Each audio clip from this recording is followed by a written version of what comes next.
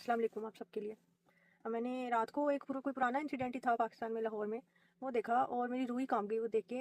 Iqbal park में कोई बच्चा बलून्स बेच रहा था, तो उसने किसी आदमी के बच्चे को बलून बेचने थे। उस आदमी ने कहा तुम बहुत महंगे बलून बेच रहे हो, तो उसने अपना कुत्ता छोड़ दिया उस बच्चे के ऊपर। वो 10 साल का मुश्किल से बच्चा होगा, उसके कुत्ते ने उसको ज़ख्मी कर दिया और वो बच्चा ज़मीन पर लेट के जिस तरह से खौफ से रो रहा था और ज़ख्मी था, मेरी तो रूही कांप गई देख के। पुराना वाक़या था, लेकिन मैंने सोचा कि जैसी आवाम होती है वैसे ही हुक्मरान होते हैं। ये बात बिल्कुल सच है।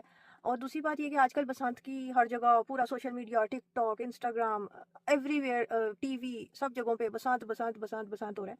बसंत मनाएं, कोई एतराज़ नहीं है, होनी चाहिए, पाकिस्तान का इमेज अच्छा होता है। लेकिन ये बात देखिए कि बसंत मना कौन रहा है। बसंत सिर्फ आपकी 1% एलीट क्लास है जो पाकिस्तान में, सिर्फ वो मना रहा है पाकिस्तान में बसंत। गरीब लोग नहीं मना सकते बसंत। जो सारे टिकटॉकर्स हैं, जो इन्फ्लुएंसर्स हैं, जो ये टीवी एक्टर्स हैं, सारे पैसे वाले लोग हैं, सोशल मीडिया पे आपको सिर्फ ये लोग नजर आएंगे और कोई नजर नहीं आएगा आपको। रंग बिरंगे कपड़े पहने हुए हैं, मैचिंग कपड़े, मैचिंग ज्वेलरी, पार्लर से मेकअप हुए हुए हैं, छतों को पूरा प्रॉपर डेकोरेट किया हुआ है।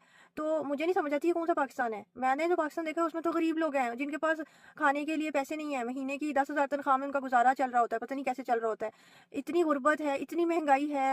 ये जो बसंत मना रहे हैं इनसे पूछें, आपके घरों में सर्दियों में गैस आती है? आपके घरों में गर्मियों में बिजली आती है? तो ये बसंत मतलब ये तो वही बात हुई ना कि मैं, मेरा घर गिरवी पे रखा हुआ है, मैं कर्जे के ऊपर चल रही हूँ और मैं बाहर से कर्जा लेके अपने घर पे लाइटिंग करा रही हूँ कि भाई मेरा घर बड़ा प्यारा लग रहा है। इसी तरह की बात हुई ना।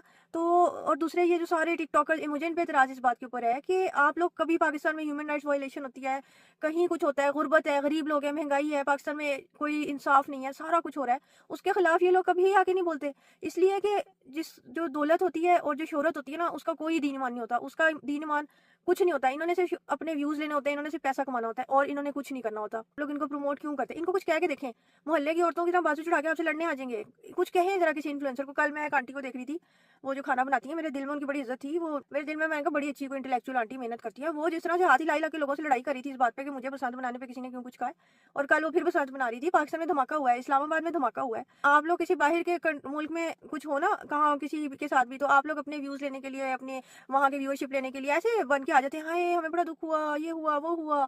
लेकिन अपने मुल्क में धमाका हुआ और आप लोग कह रहे हैं कि हम क्या करें, हम उधर धमाका हुआ दूसरे शहर में, हमारे शहर में तो नहीं। How insensitive. मतलब उस पे कुछ तो बोलो, कुछ तो बोलो। तो वो अपने ही घर के लोग हैं, अपने ही लोग हैं वो भी सारे।